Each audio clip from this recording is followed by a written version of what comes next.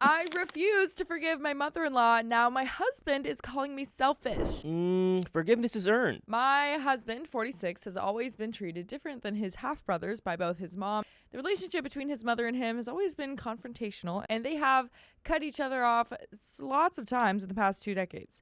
I've always stayed out of it, even though I think it's very toxic. Supported him and just gone along with the flow until recently. By the way, this comes from Revolutionary Scar 941, and if you want to submit your own stories, go to the r/OKStorytime subreddit. And I'm Angie. And I'm Keon. And OP says, we have 4 children, 19 to 13, and my mother-in-law has always been a hands-off, I won't babysit kind of grandma, which is fine. They are our children, but then his brother has a baby, and all of a sudden, it's the most wonderful thing to be a grandma. She babysits this grandchild full-time, so both parents can work full-time. He's 5 now. She cleans their house and brags about him non-stop. Normal grandma stuff, but doesn't even know our children's birthdays. About 6 months ago, they cut each other off again, and during the fight between them, my mother-in-law says that she's so sick of me posting pictures on Instagram of our children, bragging about all their accomplishments, graduation, sports, vacation, and how we think that we're better than everyone else because we have neurotypical children and money. The other grandchild is autistic, and we are both teachers. We aren't rich. A few weeks ago, my husband, quote, forgave her, I guess, and they started talking again like everything is normal. He told me that we are all going over to their house tomorrow for a barbecue, and I told him that I'm not going and will not be in the future. I told him I don't care if he invites her to birthday parties or graduations, and I'll be cordial, but I'm not going to have a relationship with her anymore. He's mad and told me that I'm being selfish and toxic, and that I should forgive and move on and be a good example, or our children won't forgive us in the future if we make mistakes. Am I the a-hole? But there are some comments. So commenter number 1 says, your husband is putting his toxic mother before his children. You think they never noticed that they are unloved by comparison? That's bad parenting 101. OP says, I guess this is why it's hardest for me, because my teenagers do notice now and have made several comments to me how weird it is that she treats their cousin so different. My husband is a very good father and tries his hardest to work through generational trauma, but it's not a light switch. You can't just turn it off. Commenter number 2 says, have they expressed this directly to your husband? OP says, only once at the dinner table has my son, 17, said something, and my husband told him not to take it personally. That it had nothing to do with my son and how his mom just sees him differently because he has a different dad. Commenter number 3 says, your kids are old enough to know what's going on. OP says, they don't know what she said about me posting and bragging, but they do see for themselves how she treats my husband and them differently and have made several comments over the years about it. Commenter number 4 says, not the a-hole, are your kids going? I'm sure they will if they are expected or forced. I am sure their future enforced contact with that side of the family will drastically decrease when they are able to choose to go or not. You're not being toxic, mother-in-law is. Your husband is allowing that toxicity to hit your household. Time for counseling. I fully understand he loves his mom, but he needs to understand how her treatment is affecting you and the kids. Yes, they need to be able to talk about it also, which is why counseling is important. OP says he hasn't asked them yet, but I think that's why he got so upset, because if I don't go, then he thinks that they won't either. They're all old enough to decide for themselves, and the 2 oldest, 19 and 17, have opted for not spending time with them in the past. Okay, yeah. There we go. Okay. So just more communication skills that husband is lacking here. Yeah, communication skills, but also just understanding that your family is uncomfortable with this side of the family because they're treated like the black sheep. Yeah, exactly. It's like, this isn't the way to fix that. The way to fix that is to like actually stand up for yourself and actually say like, no, if you're going to treat me like this, I don't want to be around you. Yeah. Just like silent treatment is going to fix that, and just like apologies and not talking about it again. The actions speak louder than words kind of thing. Yeah, absolutely. Commenter number 5 says, when did mother-in-law retire? OP says she hasn't worked since his brother was born, so about 35 years ago. But we do have an update. Okay. So we got a lot of background information from those comments. Also, that was nice. Very interesting what OP said. She hasn't worked since his brother was born. Right. So she probably was working when the husband was born and neglected the husband. Yeah. But when the brother was born, she had all this time because she was retired. Yeah, so maybe that comment was about the husband having a different dad or something. And maybe like there was some sort of resentment because of whatever happened. It seems like we're missing a little bit of context along those lines, but still, like, we have the main picture. Right. Mother-in-law loves brother's family, brother's kids. Exactly. Doesn't like the other sons and OP's family for whatever reason. I feel like at this point, it's either we get like, hey, what's going on with, like, you know, why are you having favorites? Why are you playing favorites? I get it. You know, there's no answer. Cut them off. But like for real, cut them off, not just for like a.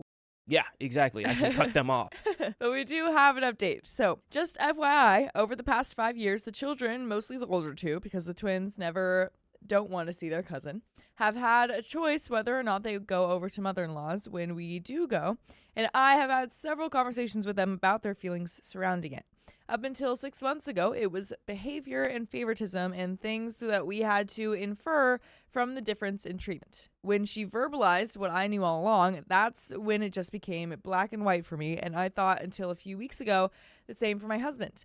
My children are very open with me about their thoughts and feelings in general, usually my husband as well, but surrounding the mother-in-law issues, they were not being open with him. I spoke to my two oldest. I will never tell them what my mother-in-law said about posting on social media, and did indeed block her on social media and her phone number as well 6 months ago. Oh, wow. About how I am setting a boundary and not continuing a relationship with her ever again. I told them about my thoughts and feelings surrounding the whole situation and how enough. I also did apologize to them about not making a stance earlier. Both the older children haven't seen her in over a year since my daughter graduated and said that they weren't comfortable seeing her at all unless I'm there. I had a separate talk with my twin 13-year-old, but it was just basically a more age-appropriate version of the first talk. I know they're teenagers, but they're still in the in-between age and a little immature in a good way. They mostly just wanted to see their cousin. They like to play with him, but he comes over to our house once a month when his mom and I have brunch, and they said that it's better over at our house to play anyway. They both decided that they didn't want to go without me either and told me that life has been more chill without her. Yeah, that's how you know. That's how you know. Yeah. Also, listen to your kids. If your kids are like good on OP, she listens to the kids. It's the dad who's like,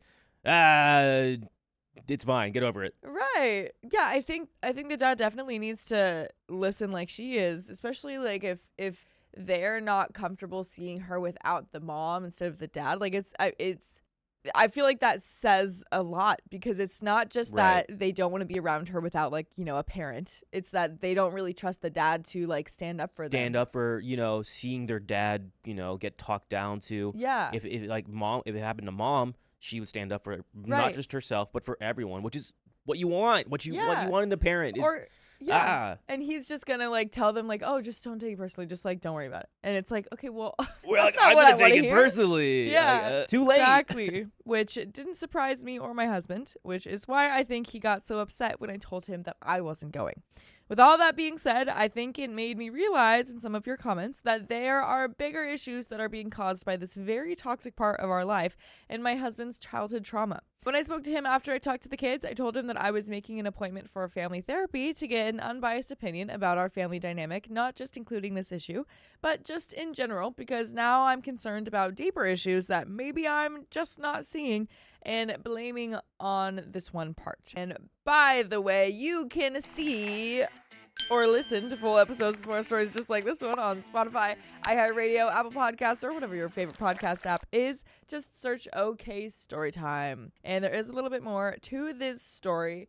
But yeah, I think family therapy is a great option. 100%. Yeah.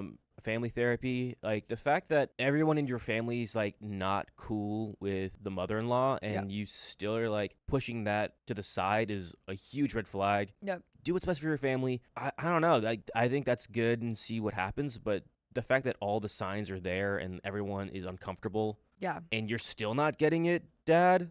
But there is a little bit more to this. My husband was very upset with me and said that he would just go by himself and so that he doesn't think that we need therapy. He reads self-help books to deal with his trauma and has for a very long time.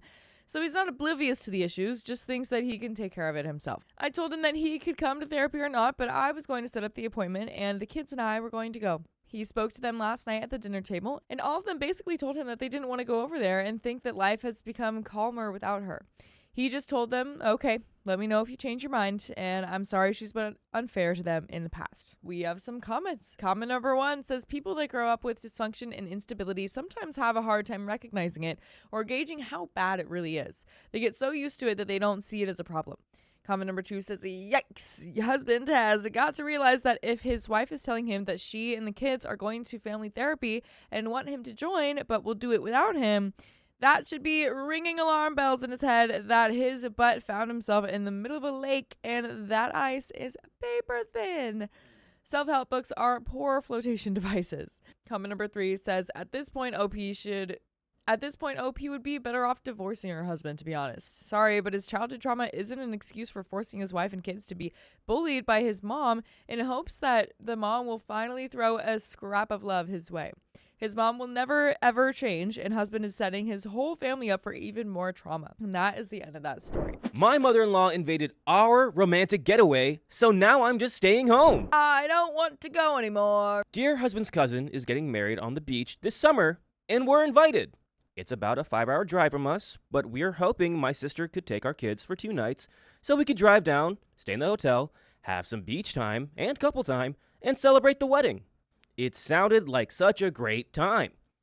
The chance to see some extended family for dear husband, and the chance for us to get some away time as a couple. By the way, this comes from user I'ma read that, and if you want to submit your own stories, go to the r/OK Storytime subreddit. I'm Keon. And I'm Angie. So OP says, enter mother-in-law. Father-in-law passed away recently, and as predicted, rather than focusing on selling her house and moving closer to her 5 other kids, she is basically digging in here and expecting us to be her social life, and dear husband to be her replacement husband. Dear husband does an okay job holding to the boundaries we've set, but it still causes tension in our marriage, and I'm still constantly having to see this woman and having her calling every day for dear husband to fix something for her.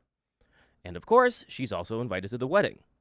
Dear husband's cousin is her niece after all. So, when she found out we were planning on going, she got really excited about driving down together with us. And guess what? Getting a place to stay together with us. I don't know why it didn't occur to me that she would also be invited, and she would expect us to drive her and stay in the same hotel room with her. I don't actually think I am physically capable of riding the car with that woman for 5 hours. Even having dinner with her makes me physically uncomfortable. A 5-hour car ride would be extremely difficult for me, and staying with her in a hotel situation? I cannot handle that scenario. To his credit, dear husband immediately let her know that we would be using this trip for couples time, and we would want to be alone. But she didn't give up. And she will continue to ask us about driving down together. She might give up on the hotel thing, but not the drive. Now, originally I had thought it was only a 3-hour drive, so when mother-in-law mentioned that it's actually 5 hours, I told dear husband I am not certain I can do that. 10 hours total in the car over 3 days is a lot for me. And when I told dear husband that, he told me that was okay and that he would still go with his mother. I explained why him turning our romantic getaway into a weekend with his mother was not the way to deal with this situation. His reasoning is that he still wants to go and he thinks he can handle the drive with her. And I understand that. I don't want to tell him, don't go. He doesn't know these cousins very well, but he's excited to reconnect with his family. Still, part of me is hurt by his response. The other issue is that even if I do decide to go, I can handle the 5-hour drive and tell mother-in-law she can't drive down with us. I don't think I have it in me to face the consequences when mother-in-law tells the extended family we refuse to let her drive down with us. I don't know many of the people that will be there. They don't know me very well also. So I would be the daughter-in-law who forced this elderly woman to drive 5 hours by herself because I was too uncomfortable to drive with her. Dear husband says that anyone who knows his mother will understand and empathize with us for saying no. He's totally fine just telling her we want to be alone and she can't drive with us. He doesn't even feel guilty about it. Okay, then do it. But I do. I can handle telling her to get her own hotel room, But I have a hard time telling her to drive 5 hours alone simply because I find her difficult to be around. But I can't let go of this concern about being seen as the daughter-in-law, making an elderly woman either miss the wedding or drive 5 hours alone to get there. And since I am not comfortable driving down with her, it comes down to this. I can't go. So our lovely romantic getaway weekend is now me at home with the kids and dear husband having a weekend getaway with his mother. Is he really having a weekend getaway with his mother? Because he also seems like he doesn't want to be with her, but... Yeah, that's kind of, I feel like you might be self-sabotaging a little bit here, OP. Yeah. I think, like, I get it. Like, that would be super uncomfortable. I would probably feel guilty, too. But if he's really, like, reassuring you that, like, he doesn't want that either, and he's totally fine with that, then, you know, maybe he can take the fall a little bit. And I was going to say, it's his mom, and he can take, I mean, you can be like, can you just take the blame on this one? Right. Like, I will feel, like, if you genuinely tell him, like, I feel guilty that if it would... people heard it was from me. Yeah. It's like, oh no, honey, like you're good. Everyone understands, and like I got this. Yeah.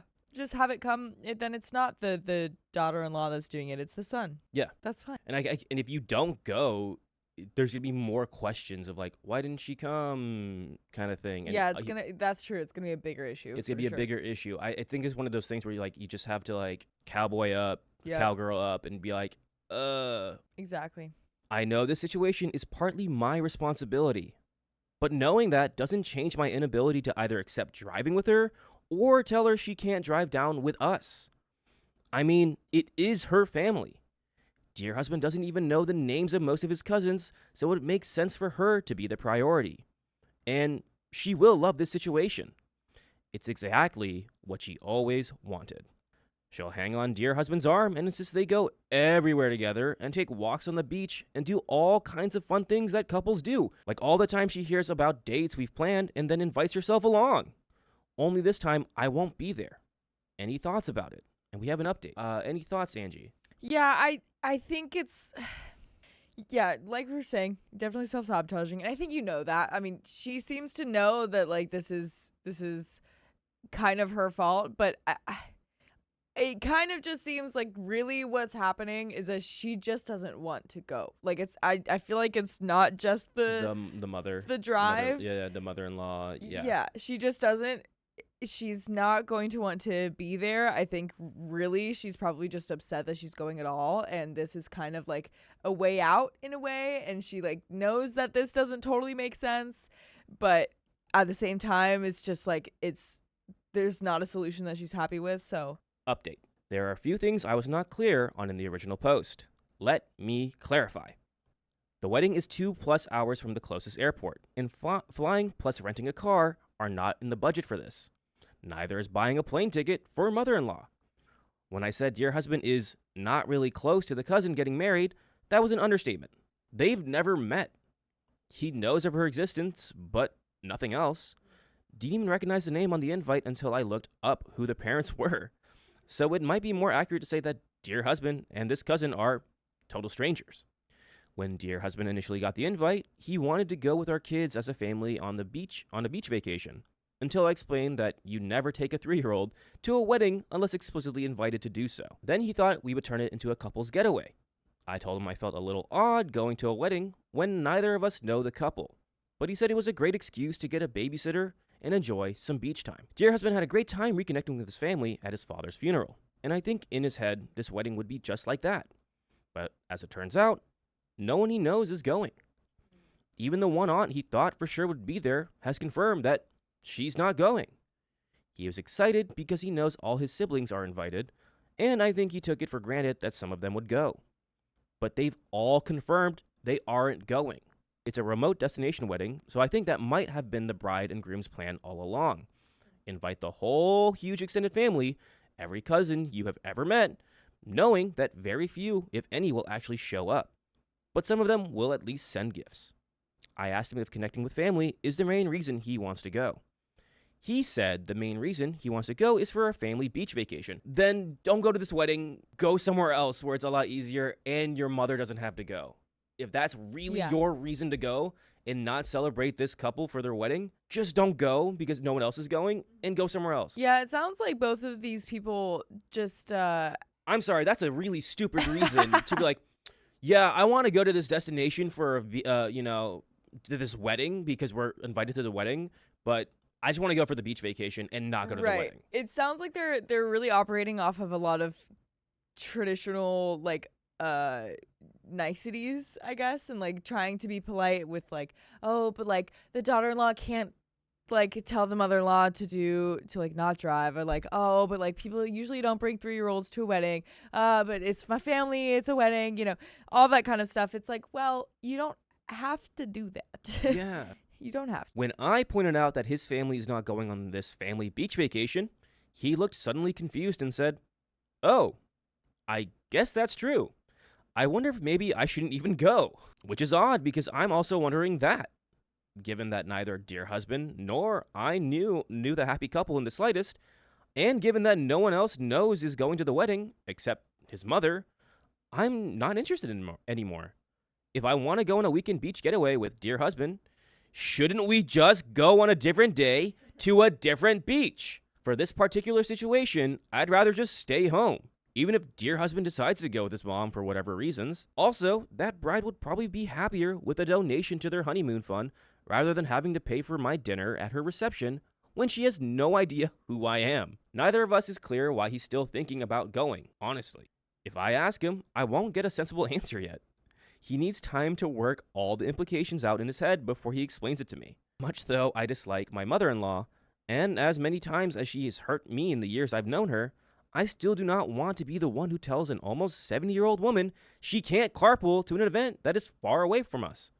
Especially, she's the only one among us who has actually met the bride. I just don't want to be that person, even if many people would understand that she's difficult. By the way, we're never difficult.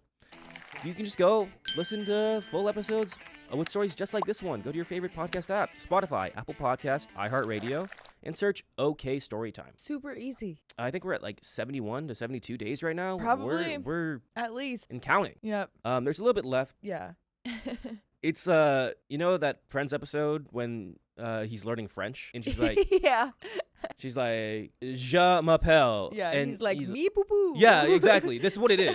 Yeah. This is exactly what it is. He's like, so you want to go to the wedding for a beach? You want to go to the wedding for a beach vacation? Yeah. Yes. It feels like these people are coming to therapy and we are the qualified therapists, and then they're solving all their problems for each other. Like, they are working through this problem on their own while talking about it on Reddit, and I think we don't need to be here. It's like, so you want to go to the wedding? Yes. You want to go to the beach? Yeah. For a vacation? Yes. Right. Do you want to go to the beach for the vacation? Yeah. Not for their wedding? What? Yeah.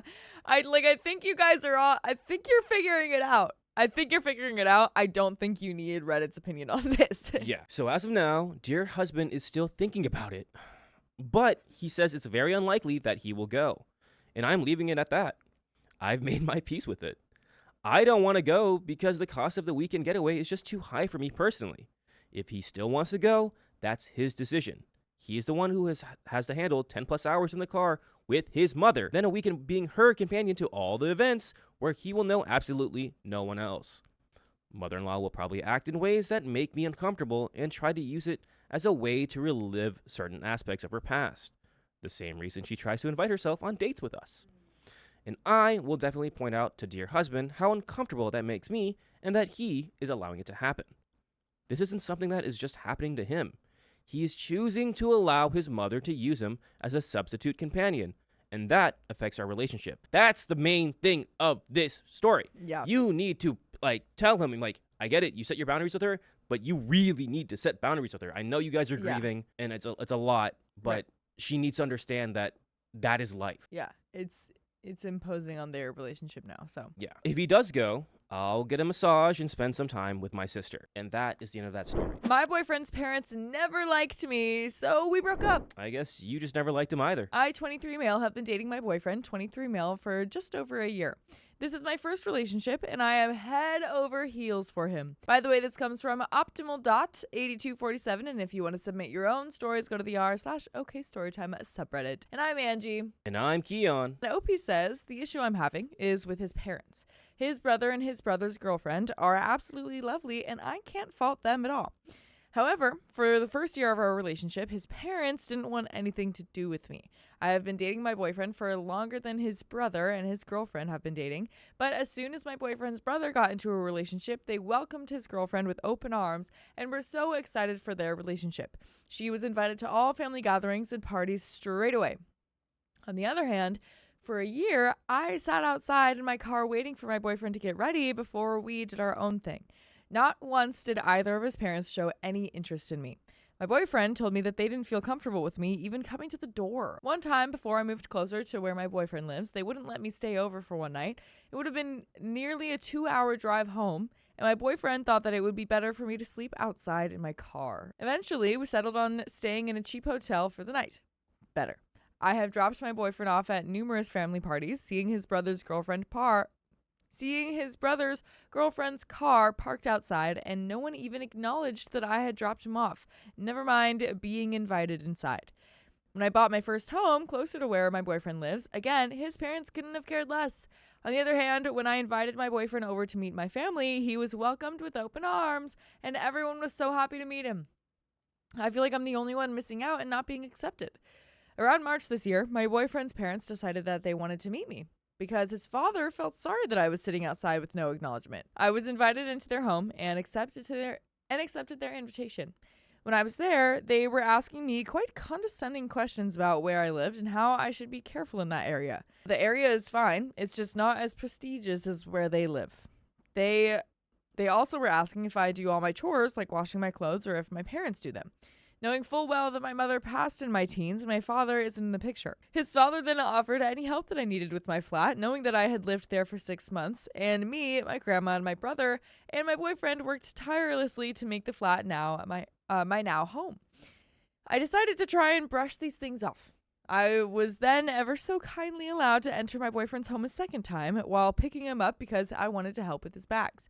Things went pretty smoothly that time. A few weeks later, it was my boyfriend's mom's birthday. I didn't expect to be invited, but it still hurt when my boyfriend told me that his mother didn't want me to be there, as she wouldn't feel comfortable keeping our relationship a secret from her family, even though we have agreed to be best bros until he comes out to his grandparents, which I'm absolutely fine with, and his grandparents are lovely. But it again showed me that she didn't accept our relationship and didn't accept me. Again, I thought for my boyfriend's sake, I'll just try my best to sweep this under the rug. Final straw is when I went to a second gathering with his parents. Towards the end of the night, his dad pulled me to the side and told me that I no longer need to sit outside of my car like a weirdo. I just nodded, said goodbye to my boyfriend, and left. It was a complete slap in the face. I feel like he was insinuating that I had chosen to sit outside of my car for a year, when in actual fact, they completely ignored me and wanted nothing to do with me. Is that the case? Do we know that for sure? Is the boyfriend lying on you? lying to his parents? Oh, interesting. Because again, this should have been like the boyfriend's like, I would have. You're on me right now. Oh, sorry. I would have, if my partner was uncomfortable with everything, I would have stuck my neck out for them. Yeah. Maybe the boyfriend's like, no, OP just wants to stay in the car. Yeah, because OP did say that the boyfriend was saying that, like, the parents didn't want them in. Yes. Is this, again, something on the boyfriend? That's a good conspiracy theory. That's my conspiracy theory, because especially if, like, the dad came to, like a weirdo. Oh, yeah, like, that was very... Yeah, because I was thinking, like, if we're giving the parents the benefit of a doubt, like, you know, maybe he's saying, like, you don't need to do that like a weirdo. Maybe he's saying that, like, he's now realizing, yeah, it is kind of weirdo behavior for us to make him do. Yeah. And maybe it just came off wrong or something like that. But I like that theory. When my boyfriend's parents went on holiday, my boyfriend invited me to stay for a few days. Once I left, my boyfriend messaged me saying that his brother was fretting about how his parents would react if they found out that I had stayed. This showed me that absolutely nothing had changed and they still don't accept my and my boyfriend's relationship. Was I right to tell my boyfriend that I have completely lost interest in wanting any kind of relationship with his parents and refuse to park outside his house to eliminate any chance of contact with them? Do you have any advice on how I should proceed? Because I find it so sad that there isn't even a foundation for a relationship between me and his parents after they ignore me for so long. We do have an update, but I'm actually so excited to see if you're right. Yeah, there's something that's like missing here because I don't know. It just feels wrong. It feels very wrong. I feel like the boyfriend is not doing enough to stand up for you, OP. Right, and if he was okay, like if the boyfriend was suggesting that you sleep outside in your car, what like, and you know, if the parents were saying like, you know, maybe there's still something there, you know, maybe the parents are a little bit uncomfortable with this, and if they were saying like, well, if they were saying that the mother didn't want you there, and if the dad did pull him aside, like, you don't need to do that anymore, like you can, you know, maybe there is something right there. But yeah, maybe the boyfriend is just uncomfortable with the parents being uncomfortable and is not really considering OP's feelings around that. Do have an update. This last week has been a whirlwind of emotions. We mutually decided to break up on Wednesday last week over Snapchat. I know, not great. We didn't speak until I dropped off his belongings on Saturday. I was so surprised when he asked if we could talk. I honestly thought that he wouldn't entertain the idea of speaking to me again, not because I didn't think he loved me, but I didn't think in a million years that he would be as open as he was. I was heartbroken. I didn't think we'd even talk again, so I messaged an old friend from before me and my ex met. We had a walk and caught up, had some food, and we ended up having spicy relations. I felt nothing. It felt empty. I simply thought, this relationship is over. He'll never want to talk to me again, so I'll try to do something fun to take my mind off things. When my ex asked if we could talk on Saturday, I drove us somewhere more secluded, and he broke down. He opened up and was vulnerable and told me how much he loved me and that he was so sorry for the way that I had been treated and that he wished that he could do something about his parents, but the way that they are, they would make his home life miserable. I nearly threw up. Here was this lad that I've had all the love in the world for, and I finally had the context behind the decisions and actions that he made. I saw a past version of myself when I lived with my father in his eyes. The inability to have a safe and comfortable conversation with our parents. But I knew that we needed some time apart. I broke down too. I was fully vulnerable and open about how I felt, and we both just held each other. We got some ice cream and just sat and talked. We decided that we both needed some space and that we will continue to be friends with the possibility of getting back together if we both feel that it's right. I know that we both need some time apart to grow and develop as young adults into the lives that we are creating for ourselves, but with the context I learned when he talked, my mindset completely shifted. I want him. None of that other crap matters. The ache I felt living without being included in his family's activities is nothing compared to the hole in my heart created by his absence. By the way, wow. I would feel a hole in my heart if you did not watch full episodes of more stories just like this one on Spotify, iHeartRadio, Apple Podcasts, or whatever your favorite podcast app is. Just search OK Storytime. That's all I gotta do to fix my heart. But there is a little bit more to the story, but that makes a lot of sense, honestly. Okay, thankfully I was wrong. Yeah, right? Thankfully. But, yeah, I think your boyfriend or ex-boyfriend in this case now. Yep. He's got a lot of figuring out to do. Yeah. And you don't want to wait around for that and be treated like that in the process. It's not fair to you. It's not fair to him because he's obviously hurting too, watching you being treated literally like garbage. Yeah. He needs to get out of that situation and, you know, put his foot down. But again, if he cannot do that right now, it's just walking on eggshells and it's not fair to everyone and including you. Yeah. So. Yeah, absolutely. Yeah, that does make sense. That, like, I mean, maybe your theory could be right in a way. Like, maybe the parents are, you know, not comfortable with this, but maybe they weren't explicitly saying, like, no, he has to wait outside. No, I don't want to see him. Maybe the boyfriend was scared and kind of knew that if they did see him, then they wouldn't react well, or they... or something, you know, would treat him poorly. Yeah, and I would the last few, you know, maybe things, because they're still young, they're early 20s, right? One, don't break up with people over Snapchat. Do it in person or a phone call if you know you can't really confront them. Yeah. But a Snapchat or like a DM is kind of like just like getting spat in the face. Yeah, kind of thing. You definitely want to have these conversations in person, and since you live closer, it's a lot easier to have that happen. Yeah, very disrespectful. And two, you, especially since you were in that situation, OP, you got to give him advice like, hey, I've been in your shoes. Yeah, you can help him. Yeah, exactly. You know, it may be as like a friend or someone that you see as yourself. Exactly. Literally. That's what I would think. Right. There's a little bit more to the story. We have scheduled a time to hang out as friends at the end of September/early October after he is finished with his master's degree. I'm going to use this month to rejoin the gym and really get myself stuck into learning for my apprenticeship. I want to put the feelers out in a few weeks, message him subtly, but then ask one of his close friends who I got to know quite well where they think he is emotionally. I then plan to confess when I see him. I won't suffocate him with my feelings or be too clingy, but I want to tell him how much he means to me and that at a time when he feels more comfortable, I would love to give our relationship another try. So what are your thoughts? This man is such an amazing, happy, energetic, beautiful soul, and I love him. What should I do? Whilst giving us both time to grow and see what it's like without each other. And that's the end of that story.